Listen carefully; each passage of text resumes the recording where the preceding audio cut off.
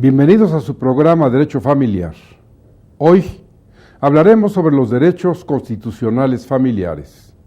Y nada mejor que dos distinguidas profesoras de la Facultad de Derecho de la Universidad Nacional Autónoma de México para que nos ilustren, para que escuchemos sus opiniones, sus reflexiones tan importantes en una materia que desde 1917 en la Constitución no se hacía una reforma tan trascendente como esta. Imagínese usted, se han modificado 11 artículos fundamentales, se le ha dado una nueva jerarquía a las garantías individuales, que hoy son derechos humanos fundamentales y las garantías para hacerlas efectivas. Para hablar de estos temas, hoy tenemos el privilegio de que nos acompañe la maestra Carmen Montoya Pérez, profesora de nuestra facultad, a quien, como siempre, le agradezco su presencia y su tiempo para ustedes. Muchas gracias, maestro. Muy amable por invitar. Gracias. Y la maestra María del Pilar León Uribe, quien, como siempre, cuando solicitamos su auxilio, su sabiduría, su presencia, no vacila en decirnos: estoy presente, voy con lo que sé, y aquí la tenemos, a quien le agradezco obviamente su presencia y de esa magnífica disposición para la Facultad de Derecho, para la Universidad y para la Suprema Corte de Justicia de la Nación. Maestra, muchas gracias. Gracias a usted, me complace estar aquí. Derechos constitucionales familiares. En la sola expresión nos lleva a una reflexión. ¿Es posible que en la Constitución se regulen derechos en favor de la familia? Después de aquella reforma de 1974, en que el constituyente estableció en el artículo 4 que el Estado tiene la obligación de proteger el origen y el desarrollo de la familia, no se había vuelto a tocar esta materia. Por eso es tan importante que las maestras expertas en derecho civil, en familiar, en filosofía del derecho, en derechos humanos, hayan aceptado venir para dialogar sobre este tema. Usted va a escuchar, lo hago de manera general, que las reformas que se aprobaron el 9 de marzo del año 2011 y que actualmente están en el proceso de ser aprobadas por más de la mitad de las legislaturas locales para que sea derecho positivo vigente, vienen a constituir una revolución, un giro de 180 grados en la materia que nos importa, que es el derecho familiar. Entonces, yo le pediría a la maestra María del Pilar León Uribe que nos hiciera favor de hacernos alguna referencia en cuanto al marco de esta reforma, sobre todo porque, como ustedes recuerdan, ella nos ha acompañado en otros programas, hemos hablado de estos temas, tuve el privilegio de haber dirigido un programa en el que ella nos honró con su presencia, junto con mi hijo, el médico, el doctor Julián Huitrón Roy, sobre un tema importantísimo, que era precisamente la cuestión del aborto, que hoy vamos a traer a colación, porque por primera vez se dice en la Constitución que la vida tiene rango y protección en esta materia. Maestra, por favor. Sí, doctor, efectivamente. Estas reformas que usted bien menciona, muy recientes del pasado mes de marzo, son tan trascendentes que prácticamente son respuesta a una pregunta que flota en el aire, en el ambiente jurídico, y que vendría a ser: ¿qué es lo que ha mantenido unido al ser humano? La familia. Pero la familia como institución, pues es mucho anterior a las normas, es mucho anterior a las organizaciones estatales. Al propio Estado. Al propio Estado, sí. Las organizaciones estatales lo único que han hecho es reconocerla, porque ya por naturaleza el hombre está condicionado a vivir en compañía. Desde luego en los diversos niveles que ahora la ley establece, tipos y grados de parentesco, la unión de la pareja, pero es el tronco, es el hombre y la mujer, la pareja que da origen a todo el contenido, y son base obviamente de derechos reales, son fuentes reales del derecho, porque es la base de todo el derecho que actualmente se está aplicando, y que siento que está reconocido Finalmente, el legislador ha reconocido que es trascendente, porque la organización familiar es la única. No solo no está en crisis, desde luego tiene sus variables, como viene a ser las situaciones de hecho o bien el concubinato, pero todas tienen la misma finalidad. Por un lado la procreación, por otro lado el socorrerse mutuamente, pero son la estabilidad social. Entonces, la familia es una institución que va a acompañar a la vida humana en este planeta por siempre.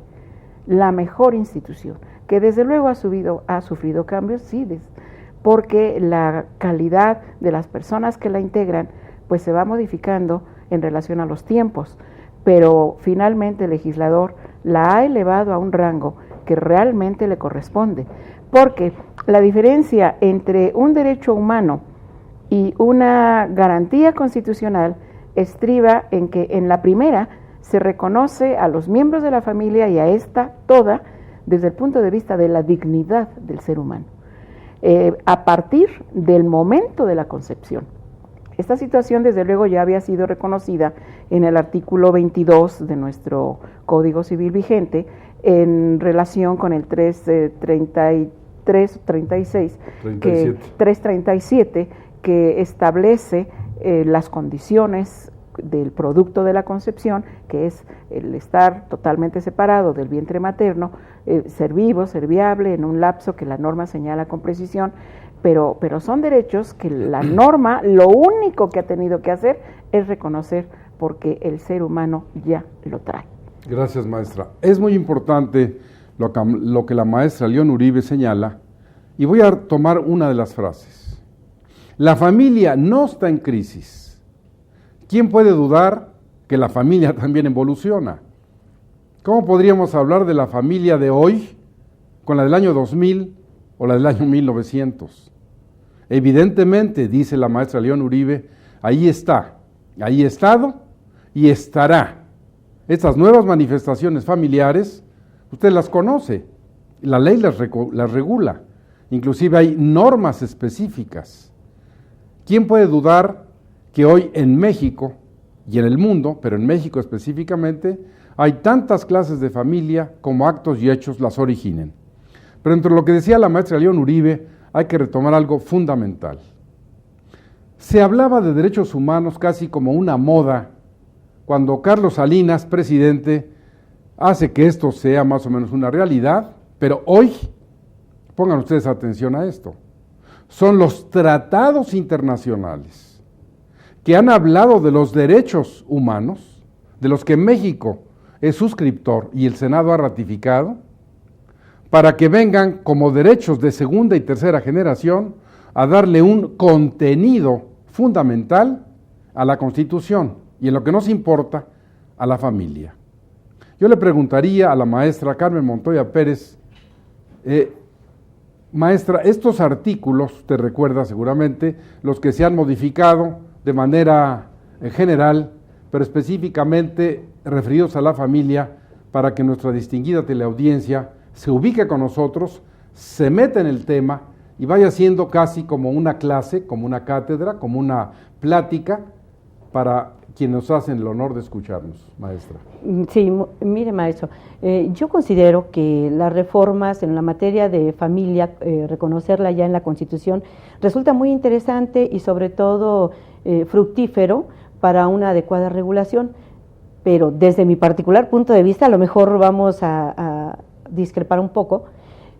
Por ejemplo, sí genera, o al menos a mí me genera un problema, el artículo primero, cuando cambia ya no habla de individuo, sino habla de la persona. Entonces, si habla de la persona, también al hablar ya en el artículo 29 del derecho a la vida, también nos genera en qué momento un ser, por ejemplo, el nasciturus es considerado o no persona. Entonces, esto implica efectivamente un cambio que se tiene que hacer, que se tiene que adecuar a las legislaciones locales, porque ¿cómo entendemos o cuándo sabemos que existe la persona? En el momento en que nace, se desprende del seno materno, vive 24 horas o antes ese término es presentado al registro civil y se le considera como persona y se le otorga la personalidad y por lo tanto centro de imputación de derechos civiles, como decía Savigny, o se le va a considerar persona desde el momento en que se da la fecundación. Entonces eso sí es un problema, porque habla la Constitución ahora de persona y en cambio el Código Civil nos dice que se es persona para el derecho cuando se cumplen esas características. Entonces nuestra legislación civil tendría que cambiar en ese sentido, adecuarse al concepto que está manejando ahora la Constitución, porque si efectivamente consideramos, y bueno, no es tema de aquí, pero consideramos que una célula es vida, pero no es persona, eso lo sabemos. Efectivamente se está gestando en el seno materno esa célula y bueno, y el ser va teniendo toda la estructura de lo que implica una gestación, pero hasta el momento en que nace el producto vivo y viable y cumple las condiciones señaladas en el Código Civil, vamos a considerarlo como persona. Y en cambio, entonces, el derecho a la vida, ¿desde dónde va a empezar a protegerse? Eso es por una gran duda que podría ser tema muy discutible de otra sesión. En materia familiar yo creo que efectivamente, como con lo que usted manifestaba, coincido totalmente, la familia no es una institución olvidada, ni debe de serlo, sino realmente es la base y estructura de una sociedad. Y en la medida que nosotros tengamos una familia bien estructurada, bien avenida, una familia sana, la sociedad va a ser sana. Y eso no puede dejarlo a un lado el legislador. Entonces, finalmente, en la Constitución tenemos una regulación reconociendo la importancia y trascendencia de la familia en la sociedad, en los efectos de no solamente jurídicos, que es lo que a nosotros nos interesa, pero también sociales, personales. Un ser humano que vive en una familia bien avenida, bien estructurada, que se le respetan sus derechos, pues es un individuo feliz, la familia es feliz, la sociedad es feliz. Pero también desde mi particular punto de vista es un buen intento, pero las familias en México, en realidad, vemos que no son todas perfectamente felices, que los miembros no a todos los miembros se les respeta sus derechos, y ahí es donde está el problema. La reforma constitucional es muy buena, vamos a ver si en la práctica efectivamente se van a cumplir esos derechos, si se les van a respetar. El derecho a los niños, el derecho, todo eso lo vemos no solamente en la familia, y desafortunadamente quienes de una u otra manera convivimos a diario con niños, con maestros, desde el nivel preescolar hasta el nivel universitario, vemos que a los niños efectivamente se les respeta, está ahora en una garantía constitucional, pero efectivamente todos están conscientes que son personas con derecho a respetar. Habría que verlo, ¿no? Eso es yo digo, es buen avance desde luego, pero hay que llevarlo a la práctica para que efectivamente se cumplan y se garanticen los derechos de la sociedad, de la familia. Bueno, es muy importante lo que dice la maestra Montoya, porque ya plantea para nosotros y para ustedes que nos hacen el honor de escucharnos, dos cuestiones fundamentales. Efectivamente, lo que el Código Civil señala en cuanto a nacer vivo y viable es diferente a lo que dice el artículo primero que habla de persona y el primer párrafo que se agregó al 29 constitucional, donde ahora tenemos como derecho humano fundamental, con garantía constitucional, el derecho a la vida. Son dos cuestiones diferentes, porque bien la maestra decía, bueno, la persona, para que se considere como tal, el nasciturus, que nazca vivo, viable, que sea presentado al registro civil, etcétera. Si ahí ya hablamos de una persona.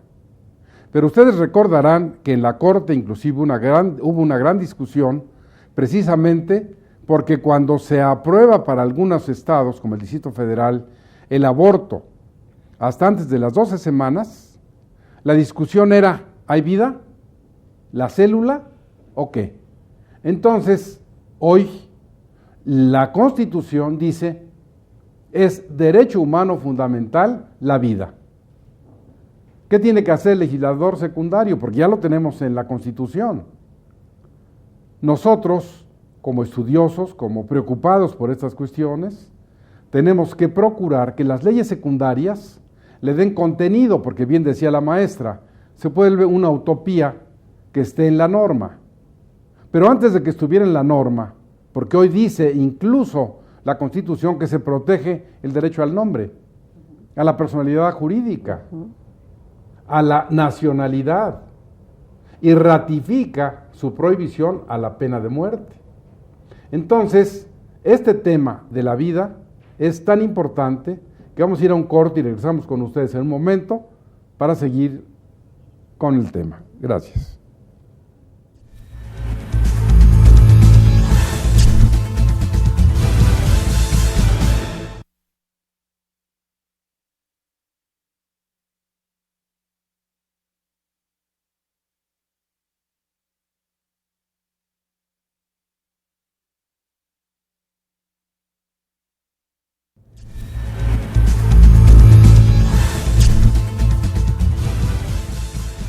Este tema, antes de ir al corte, sobre la vida y la persona, es fundamental porque vamos a oír la opinión de la maestra León Uribe, que es experta en filosofía del derecho, en derechos humanos, que conoce esta materia y que seguramente tendrá una opinión muy razonada sobre esto que ha hecho el legislador, que bien decía la maestra Montoya. Vamos a ver cómo opera en la práctica. Bueno, ella ya se fue a algo muy adelantado, pero yo creo que ha sido importante una reforma tan trascendente. 11 artículos de la Constitución se han modificado, lo que no se había hecho desde 1917. Y hoy estamos, sobre todo los iusfamiliaristas, de plácemes, porque estamos caminando a una legislación familiar federal, porque estamos ya con una posibilidad de proteger a la familia y a las familias, sea cual fuere el acto jurídico o el hecho que la origine. Maestra, por favor. Sí, doctor. Por principio, siento que estos eventos tienen, independientemente de las bondades de nuestro conocimiento, la posibilidad de no estar de acuerdo, que es justamente lo que enriquece el criterio de las personas que nos escuchan, como en su momento el de los alumnos, que finalmente cada quien aduce según su propio pensamiento, la propia construcción de su inteligencia, su decisión. Pero es indiscutible que tenemos que volver los ojos, la mirada hacia la naturaleza del producto de la concepción. Cuando hablamos de esto nos estamos refiriendo al nascituro, estamos hablando de lo que tenemos en el vientre y es un ser vivo que en este momento no me atrevo a ni siquiera afirmar semánticamente como un ser biopsicosocial, persona, pero es un ser vivo que llegará a tener ciertas calidades. Este ser vivo se autoconfigura, se autodesarrolla, no tiene cesura, significa que luego de la concepción, cualquiera que haya sido, tanto la natural como la artificial, la in vitro, el producto se desarrolla solo. Eso es vida y tiene que ser reconocido. Tenemos que revalorar las normas y los aspectos de tipo etiológico, esto es los motivos, los aspectos ontológicos, las finalidades del Estado. Y el Estado lo que pretende, entre otras cosas, con estas importantes reformas, es hacer pulcra la organización familiar. Que nazca utilizando vocablos que la maestra también mencionó, que nazca en forma armónica, que realmente se constituya en un núcleo saludable, porque saludable será el núcleo familiar, saludable la sociedad, saludable el país. Ahora, yo estoy de acuerdo en lo que la maestra también nos hace notar respecto de que una cosa es lo que la ley dice y suena muy bien porque está redactada, porque fue razonada, y otra situación, lo que en la práctica suceda. Pero yo me pregunto, bueno, esto fue un adelanto. ¿Y qué vamos a hacer nosotros? ¿O qué debemos hacer nosotros? Pues por medio de la educación, esto es por medio de lo que tengamos a nuestro alcance, en los diversos niveles, con las personas que nos escuchan, crear la conciencia de este respeto, considerando una cuestión. El nascituro no nos pidió la vida y tiene derecho a vivir. El nascituro no nos va a reprochar el que se la quitemos. pero estará en la conciencia, sobre todo femenina, o del que decida su destino, un atropello de esta naturaleza. Maestra, nada más que ahí, usted, en su reflexión, habla de dar y quitar la vida. Antes de esta reforma, eso tenía una razón.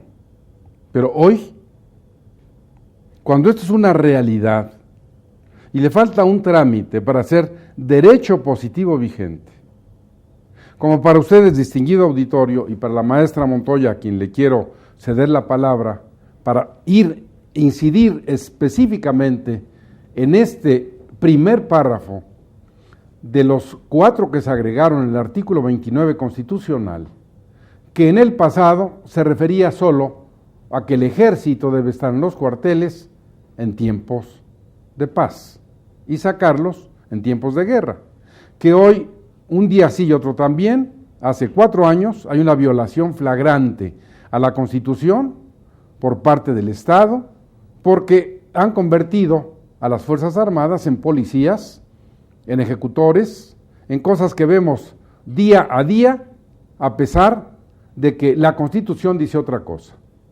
Pero para no desviarme, voy para ustedes, y porque le quiero dar la palabra a la maestra Montoya, para que nos hable sobre estas cuestiones específicas, cómo las entiende. Dice este nuevo artículo, párrafo del 29 constitucional: en ningún caso podrán restringirse ni suspenderse el ejercicio de los derechos a la no discriminación, al reconocimiento de la personalidad jurídica. ¿Cuándo en una constitución, maestra, se había hablado de esto? No. Pero quiero ir más allá, porque son los tratados internacionales los que han nutrido esta reforma. A la vida, tal cual, a la vida. Después dice a la integridad personal. ¿Qué es la integridad personal? El derecho al honor, al secreto, a la efigie, al secreto epistolar, al derecho al cuerpo. Sí, a la integridad. ¿Hasta dónde va esta integridad personal? Pero dice, y esto es indiscutible para ratificar el 4º constitucional, a la protección a la familia. Sí. Por segunda vez, la Constitución, distinguida teleaudiencia, dice que la familia está protegida por la Constitución. No una, sino las familias, que pueden ser de homosexuales, de lesbianas, de heterosexuales.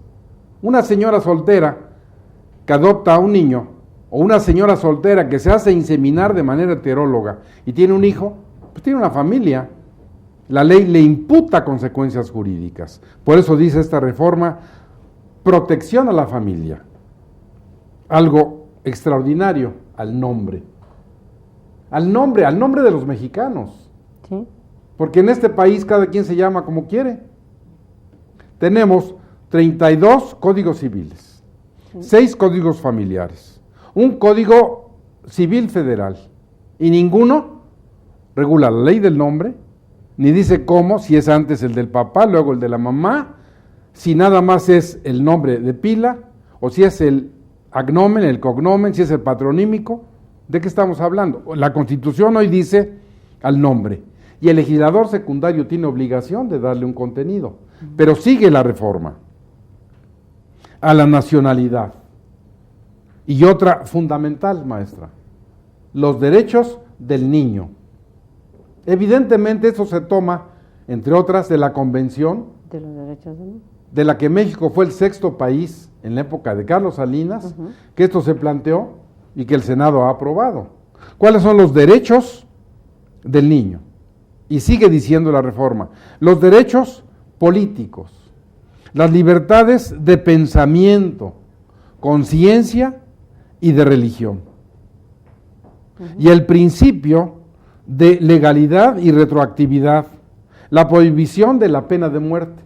Antes nos dice derecho humano fundamental a la vida, y ahora ratifica y dice, para que no haya dudas, porque hubo algunos despistados de partidos políticos que decían hay que legalizar la pena de muerte, engañaban a la gente, en su campaña política decían, no, después ustedes van a ver, y ahora salen con la historia de que, ¿cuál pena de muerte, señores? Si la Constitución dice que está prohibida, y aquí se vuelve a ratificar, la prohibición de la desaparición forzada y la tortura. Si había dudas, aquí está la respuesta. Ni las garantías judiciales, para alguien tan experto como la maestra Montoya en el litigio, sabe, esta es una música para sus oídos. Sí. Ni las garantías judiciales indispensables para la protección de tales derechos. Tú decías, maestra, acertadamente, entre la realidad y la norma, pero precisamente el jurista tiene la obligación de que esta norma llegue a la realidad y la modifique donde la tiene que modificar. Sí. O tomar de la realidad lo que va a darle contenido a la norma. Si no, hacemos castillos en el aire que no sirven para nada.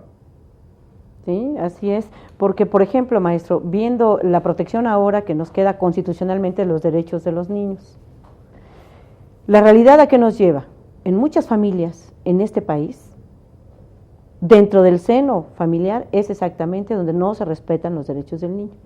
Su voz no cuenta. Lo que quiere no les interesa a los padres.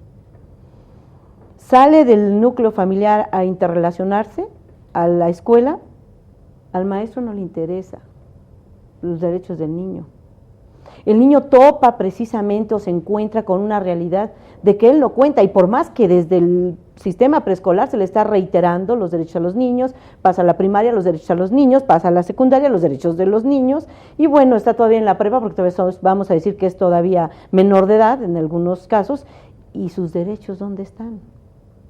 Entonces, efectivamente la norma se me hace muy trascendental, por ejemplo en ese aspecto del derecho de los niños, pero vemos una realidad en donde ni los padres aceptan los derechos de los niños, porque los padres finalmente dicen el que manda aquí soy yo y tú me obedeces, y es cuestión de cultura, es cuestión de educación, como decía la maestra León Uribe, en el sentido de que hay que educar a estas nuevas generaciones en el respeto de los derechos de los niños, en el respeto de los padres también, porque también es cierto que también vemos que a los niños se les reitera tanto los derechos de los niños, que en el momento en que alguna límite que le pone el padre, saca su letrero y dice mi derecho del niño es jugar, sí, pero en este momento te estoy diciendo que ya jugaste y ahora vas a hacerles la tarea.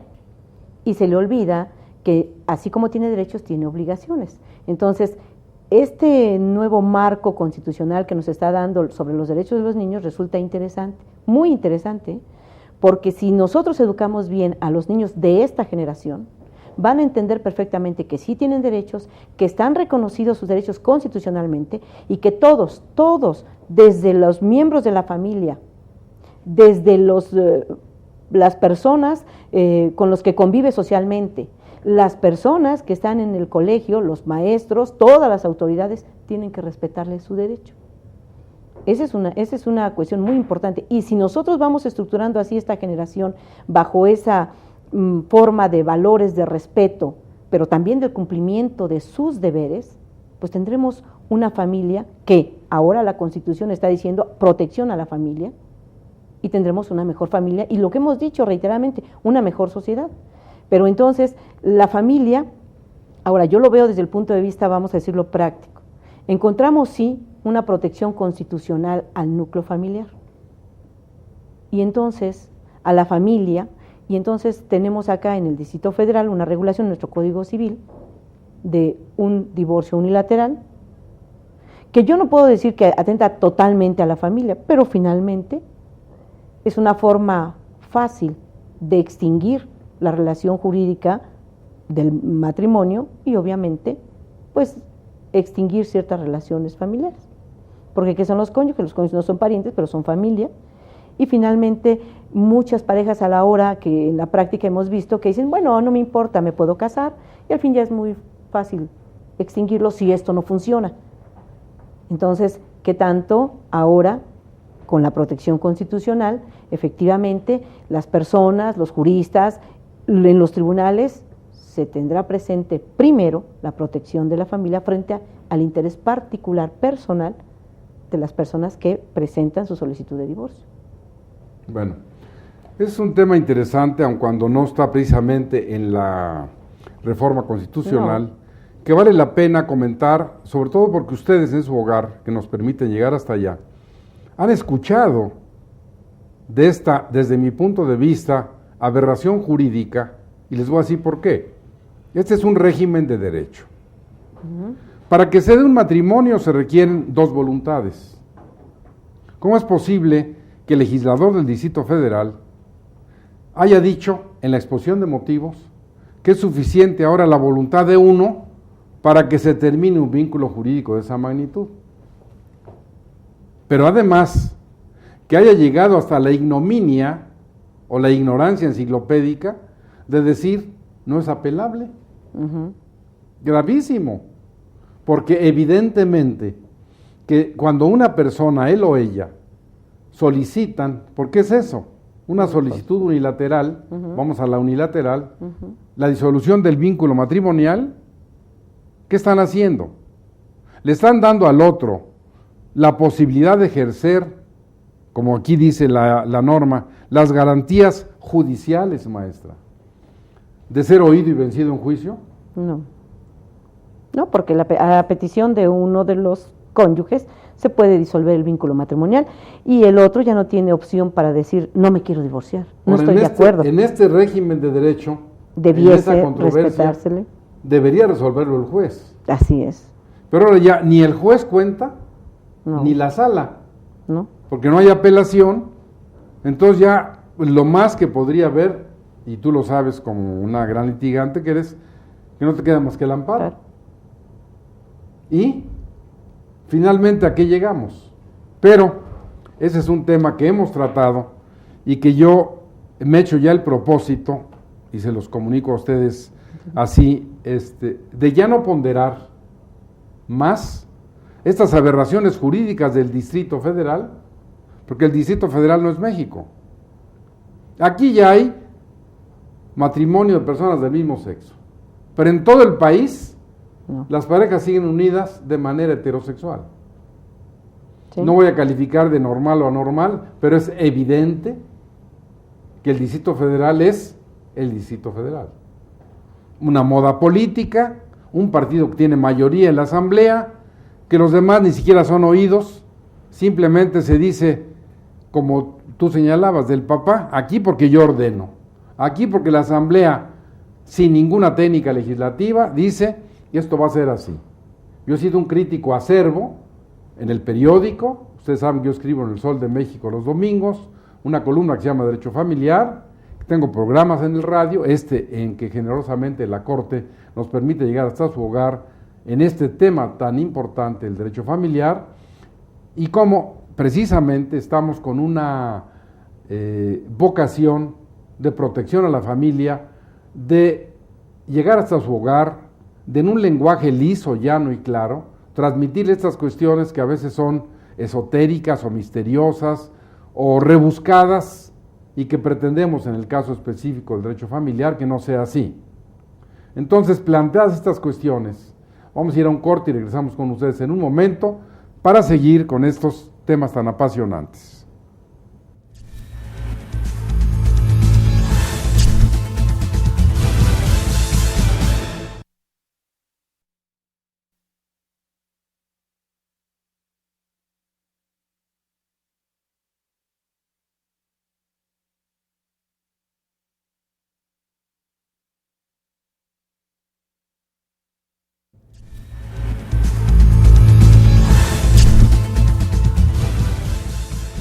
Gracias por permitirnos llegar a su hogar. ¿Qué le parece este tema, derechos constitucionales familiares? Las diferentes posiciones de la maestra Montoya, de la maestra León Uribe, de su servidor, precisamente porque ese es lo que enriquece este programa. Que escuche usted diversas opiniones, siempre fundadas en la ley, no estrictamente en el, pues está así la ley y para mí es esto, sino somos juristas, somos estudiosos del derecho y por ello le voy a preguntar a la maestra León Uribe, sobre esta cuestión, antes de irnos al corte, maestra, para usted, ¿cuántas clases de familias hay en México? La nuclear, hombre, mujer, la familia constituida por 2 varones, por 2 mujeres, esto es la familia homosexual. O sea, más de una. Por lo menos tenemos 4 o 5 tal vez, porque aquí ya se ha mencionado, y obviamente la norma igualmente lo ha discutido. Estamos hablando de la familia tradicional, la monogámica. Estamos hablando de la unión, la familia derivada de 2 varones, en donde uno actúa como varón, el otro. Estamos hablando de familia lesbiánica. Estamos hablando de la madre soltera e inclusive del padre soltero. Entonces, todo eso, al generar relaciones de filiación con los hijos, tenidos u obtenidos por medio de la adopción, o tenidos por el vínculo genético normal, pues son familias. Porque además impacta respecto de los miembros restantes de las propias familias. Por ejemplo, en la adopción, sabemos todos cómo de la adopción estricta hemos pasado a la adopción plena, en donde la relación no solamente se da entre el padre adoptante o la pareja adoptante y el adoptivo, sino además con los parientes de ambas partes que se relacionan filialmente. Y bueno, eso también es una familia, que obviamente esta situación responde a lo que está sucediendo ahora, a la naturaleza humana que tiene derecho a ser reconocida por diferente.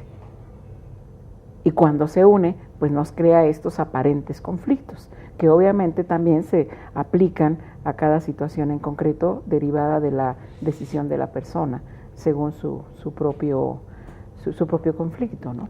Entonces, bien dice la maestra León Uribe, está señalando estas diferentes clases de familia y viene la ratio iuris, es decir, la razón jurídica es que esas diferentes clases de familia producen consecuencias jurídicas, o la ley se las imputa, o como consecuencia del hecho jurídico concubinato, sean hombres, mujeres o hombre y mujer, la ley dice, le hago producir estos efectos jurídicos. ¿Por qué?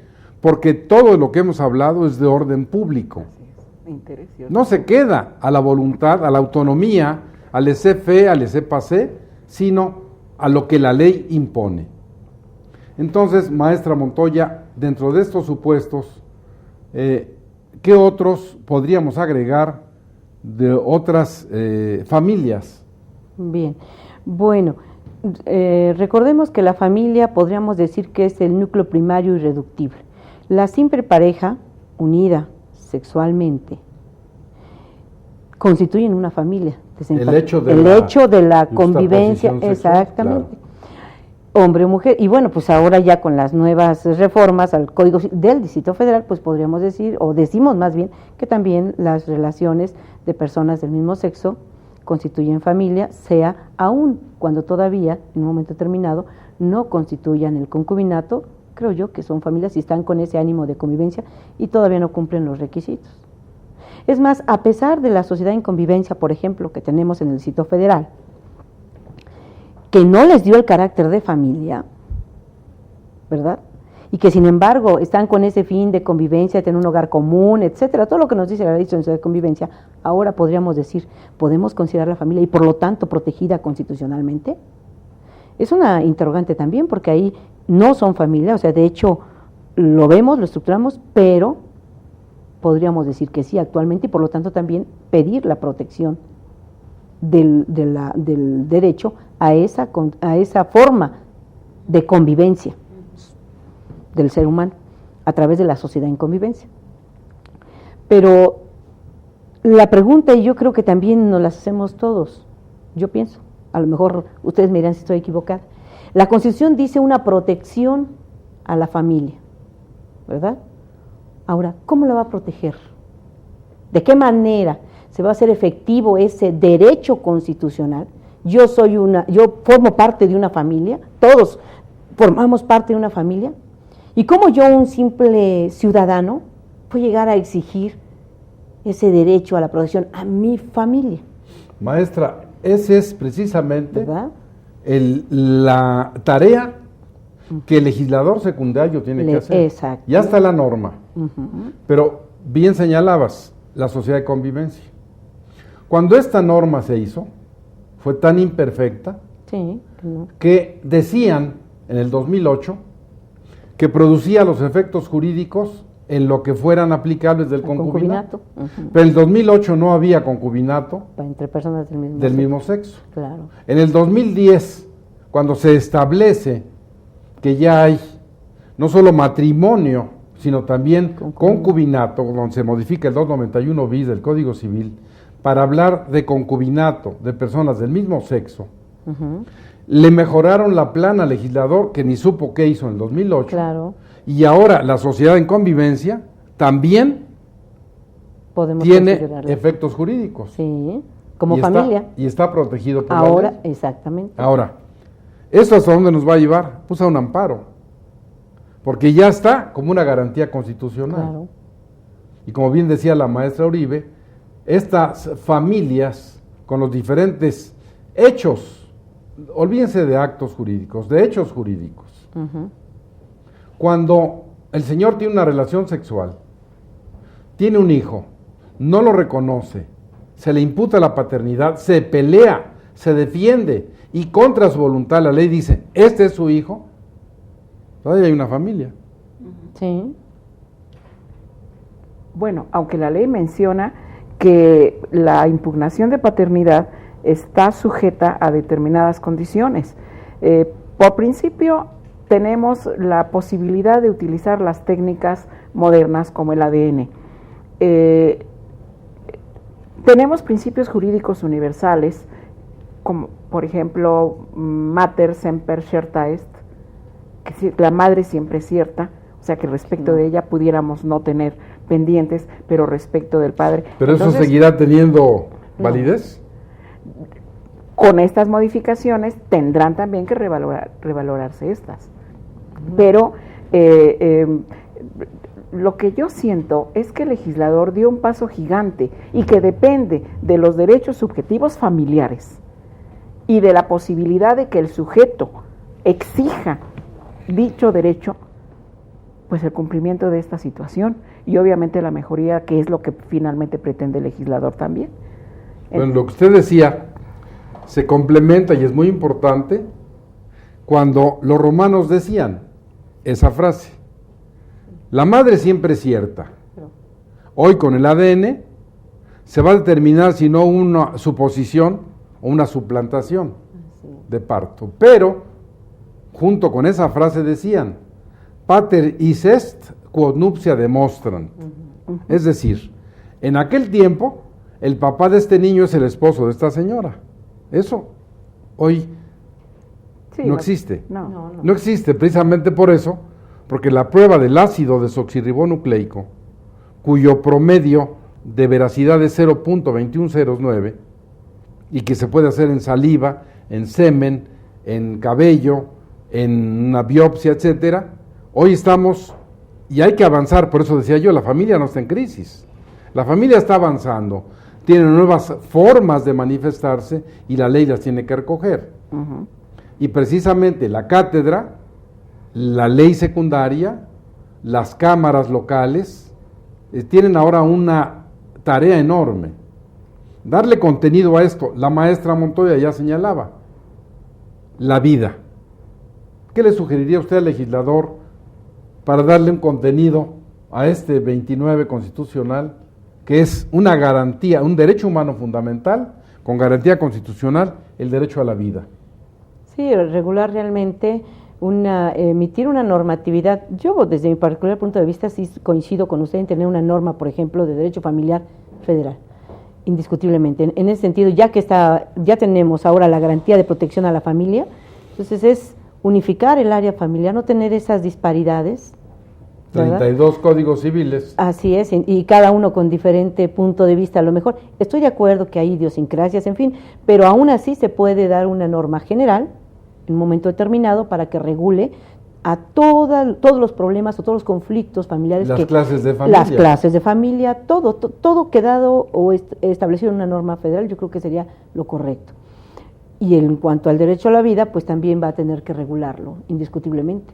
Porque si no, estamos con este problema ahora en el Distrito Federal, que tenemos una ley que permite el aborto y que, bueno, indiscutiblemente no es el tema. Yo les podría decir a ustedes mi punto de vista en ese sentido, pero yo creo que también habrá que respetarse el derecho, no tanto o sea, se tendrá que realmente respetar y tratar de unificar y respetar tanto el derecho de la mujer para decidir como el derecho del nasciturus, que es un derecho que estamos viendo, el derecho a la vida, y desde luego, pero también ver la realidad que estamos viviendo.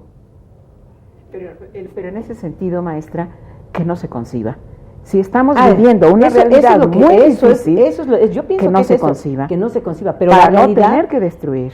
Estoy de acuerdo, pero la realidad ahorita en esta sociedad mexicana, Pili, es que en el número de mujeres, irresponsablemente si tú quieres, se embarazan.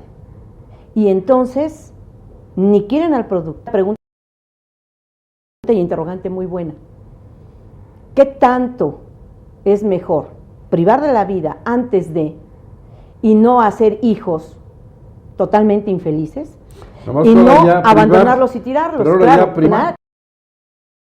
Claro. Cuidado. Claro, pero ahí está, por eso digo, eso es un problema muy fuerte, porque si no, yo siempre he dicho, en donde hay un niño en la calle, generó una irresponsabilidad, y si nos vamos viendo una irresponsabilidad del que lo gestó, del que lo tuvo, del que no se preocupa de él, del Estado que tampoco se preocupa, y entonces tenemos un número de niños en la calle que no debiese de existir en este país. Hay muchas cosas que no debieran ser. Por eso, sin embargo, esta legislación pero yo no puedo aceptar, pero Pili, yo no puedo aceptar un niño en la calle viviendo en unas condiciones infrahumanas, pues entonces mejor no. Perdóname, o sea, yo honestamente, yo al encontrarme en la calle y abrir la puerta y encontrar a un niño en unas condiciones terribles, perdónenme, yo me pregunto y me cuestiono 10,000 veces si efectivamente resultó más procedente el aborto para evitar eso, o vamos a generar un N número de niños en la calle en donde no les respetan su derecho, nadie, ni el mismo padre que lo gestó, ni la madre que lo tuvo, ni nadie, ni el Estado, porque cierran los ojos y estamos viendo N número de niños desprotegidos. Entonces, ese es un problema, no es tan fácil. Yo lo sé, o sea, yo entiendo y yo desde el punto de vista filosófico coincido contigo. Y por eso entonces hay que reeducar a todos. Ese es el punto. Para que entiendan que si vas a, exactamente, sí, claro. que si vas a tener relaciones sexuales lo hagas con responsabilidad. Y entonces, con conocimiento. Pero además también el Estado no está cumpliendo su función.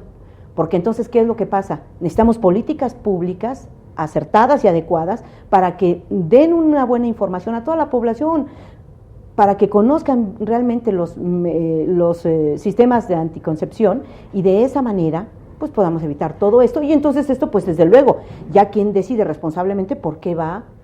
Yo te puedo asegurar que muchos políticos y muchas entidades públicas lo han hecho, lo están haciendo en una forma continua, permanente. Sí.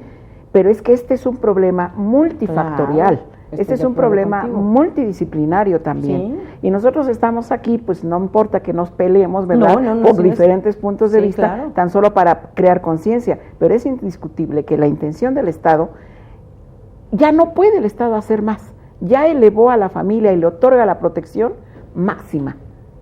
Derecho humano y garantía constitucional. Sí, en eso estamos. Ya no puede hacer ahora, ¿sí?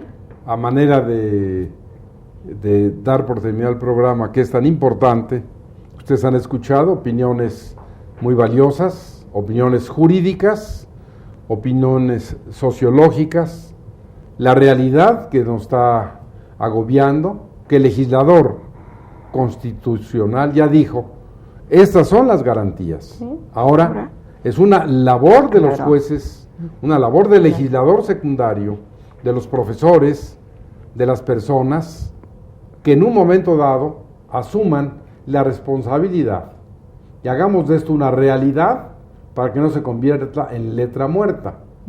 Porque si bien decía la maestra Montoya, yo no estoy de acuerdo en un momento dado en que encuentro a un niño en la calle así y volteo los ojos a los padres irresponsables. Pero aquí el Estado, que es otro irresponsable, frente a esa realidad, ya debería asumir su papel. Porque si no, casi parafraseando a la maestra Montoya, habría que hacer una leva de esos niños y privarlos de la vida, lo que sería obviamente un absurdo. Entonces, evidentemente, que ustedes han escuchado un tema, derechos constitucionales familiares, fundamental. Hemos tenido el privilegio de escuchar dos doctas maestras de la mejor facultad de Derecho de Latinoamérica, que es la de la Universidad Nacional Autónoma de México, hecho que ustedes constatan día a día con los programas, con las cátedras, porque sus hijos van a estas instituciones a formarse, precisamente, y a veces, cuando encontramos por ahí errores gravísimos, decimos, pues que no fueron a la Universidad Nacional Autónoma de México. Y aquí está la respuesta. Estos legisladores, esta Cámara de Senadores, que obviamente te debemos reconocer que esta es una reforma fundamental para la familia, para el Estado, para México, para el futuro, que ya está aquí. Es trascendente que, en este caso, usted que hace realidad el programa al permitirnos llegar a su hogar, nos escriba, nos diga, y entonces podamos, en un momento dado, decir, maestra, una palabra al distinguido del auditorio para despedirnos, por favor. Que pensemos en nosotros mismos como personas, pero a partir de nuestra dignidad, que siempre será un derecho universal, que siempre será un derecho anterior, ha sido anterior al Estado, y que nosotros tenemos obviamente que ejercer, porque si no somos nosotros como personas, como seres biopsicosociales, pues entonces ¿quién más? Gracias, maestra. Maestra, un segundo más para que esto quede como una obra maestra. Bueno, pues yo diría que qué bueno que tengamos una norma de protección a la familia en la Constitución, que se esté regulando, pero que lo más importante es que todos y cada uno de nosotros, los seres humanos, entendamos que somos una familia y que lo más importante en todo son nuestra familia, y es y debe ser siempre nuestra familia. Muy bien. Muchas gracias. Como siempre, recuerde el correo electrónico, el teléfono que aparece en la pantalla cotidianamente. Escríbanos, díganos a quién quiere usted escuchar, qué temas quiere saber, y con mucho gusto estaremos con ustedes como siempre. Por hoy, gracias y nos vemos en el próximo programa.